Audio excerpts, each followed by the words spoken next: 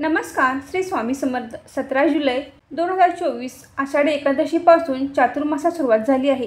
चातुर्मासाचा काळ हा 12 नोव्हेंबर 2024 पर्यंत असणार आहे. या चातुर्मासाचा प्रारंभ हा आषाढी एकादशी म्हणजे देवशयनी एकादशीपासून सुरू होतो व कार्तिक एकादशी म्हणजेच देव उठणी एकादशीला संपतो. हिंदू पंचांगानुसार चातुर्मास हा 4 महिन्यांचा कालावधी आहे. या काळात भगवान श्रीहरी विष्णू आषाढी एकादशी ते कार्तिक एकादशी या 4 महिन्यांच्या काळात क्षीर निद्रासनात जातात. ते क्षीरसागरात योग निद्रा करण्यासाठी जातात. या काळात संपूर्ण विश्वाची जबाबदारी व व्यवस्थापनाची जबाबदारी ही भगवान शंकर आणि शिव परिवाराकडे जाते. चातुर्मासात भगवान श्रीहरी विष्णूंच्या निद्रा काळात शिव परिवार या सृष्टीचा पालन करता असतो. म्हणजेच या चातुर्मासात पहिला महिना हा श्रावण महिना असतो.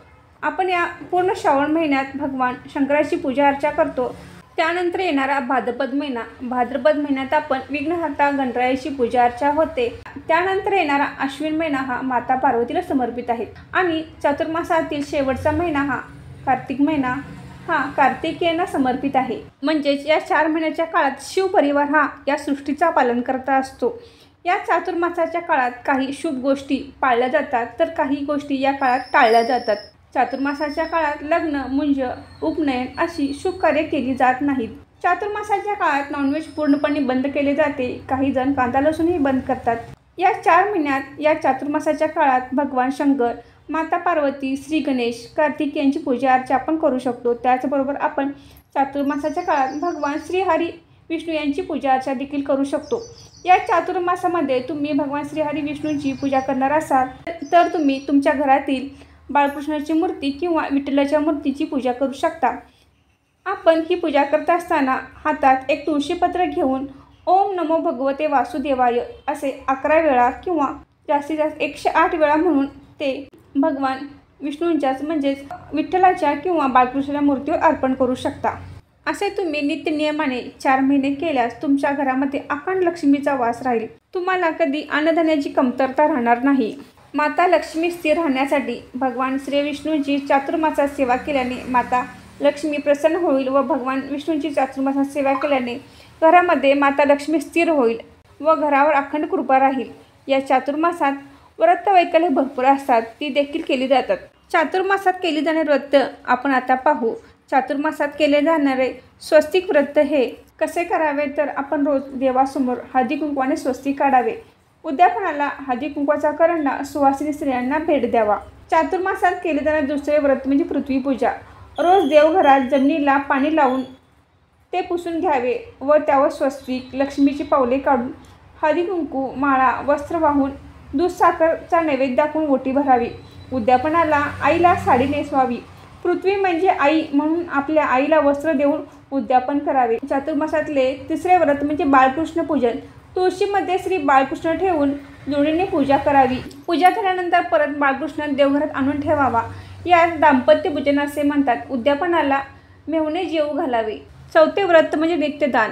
आपण देवघरासमोर रोज किंवा एकादशीला एक धान्य व दक्षिणा ठेवावी व उद्यापनाला एका सात्विक व्यक्तीला जेवू घालावे किंवा शिदा द्यावा. चातुर्मासातील 5वे व्रत पंचामृताने अभिषेक. श्रीकृष्णाला रोज पूजा अर्चा अभिषेक करावा किंवा दर द्वादशीला पंचामृत घालून पूजा करून मध, तूप, दूध, दही, साखर दान करावे किंवा लोण्यामध्ये कृष्ण ठेवून पूजा करून लोणी दान करावे. 6वे व्रत सुवासिनी सन्मान. दर द्वादशीला सुवासिनीला विडा, दक्षिणा, दूध, गजरा देऊन ओटी भरावी किंवा दर द्वादशीला सुवासिनीला बांगड्या भराव्या. 7वे व्रत तुळशी अलंकारिक पूजा. दर द्वादशीला तुळशीला सर्व अलंकार, नथ, जोडवे, बांगड्या, मंगळसूत्र घालून ओटी भरावी. पूजा करून उद्यापनाला तेच दान द्यावे. 8वे व्रत मेहुणे भोजन. आपण दर द्वादशीला मेहुणे जेवू घालावे. 9वे व्रत तुळशीपत्र अर्पण. दर एकादशीला देवाला 1008 तुळशी अर्चन करू शकता. म्हणजे 24 किंवा 108 किंवा 1008 तुळशीपत्र तुम्ही अर्पण करू शकता. 10वे व्रत पंचामृत चातुर्मास. दर महिन्याला पंचामृतातील एक घटक सोडायचा. जसे की प्रथम दही, नंतर दूध, नंतर तूप आणि शेवटी मध आणि साखर आणि ते शेवटी दान करायचे आहे. 11वे व्रत लक्ष पुष्पार्चन. पारिजात किंवा इतर सुवासिक लक्ष फुले भगवान विष्णूंना अर्पण करू शकता. 12वे व्रत गोपूजन. रोज किंवा द्वादशीला तुम्ही गायीची पूजा करावी व गोग्रास द्यावा. उद्यापनाला यथाशक्ती गोदान करावे. 13वे व्रत दीपदान. दररोज तुपाचा दिवा लावावा व दर द्वादशीला दिवा लावून दीपदान किंवा समयदान करावे. मंदिरात तुम्ही तेलही दान करू शकता. 14वे व्रत पुण्य वृक्ष अर्चन. दररोज तुळशीला, औदुंबराला किंवा बेल, आवळा यांना प्रदक्षिणा घालू शकता. 11, 21 किंवा 108 अशा पद्धतीने तुम्ही प्रदक्षिणा घालू शकता. 15वे व्रत सुवासिनी दान. सुवासिनीला साडी किंवा अलंकारिक वस्तू इत्यादी दान करू शकता. त्याचबरोबर चातुर्मासात केले जाणारे गोपद्म व्रत. गोपद्म व्रत कसे करावे याचा व्हिडिओ मी याअगोदर अपलोड केला आहे. त्याची लिंक मी डिस्क्रिप्शन बॉक्समध्ये देते. तो व्हिडिओ बघा. गोपद्म व्रत केल्याने आपल्या पतीच्या दीर्घायुष्यासाठी व त्यांना आपल्या व्यवसायात, नोकरीमध्ये यश मिळवण्यासाठी गोपद्म व्रत अतिशय महत्त्वाचे आहे. तो व्हिडिओ हे बघा, म्हणजे तुम्हाला संपूर्ण माहिती गोपद्म व्रताची मिळेल. आजचा व्हिडिओ इथेच थांबवते. तुम्हाला माहिती कशी वाटली कमेंट करून नक्की सांगा. व्हिडिओ आवडल्यास व्हिडिओ लाईक करा, शेअर करा आणि सारिका भक्ती विश्व या यूट्यूब चॅनलला सबस्क्राईब करा. धन्यवाद.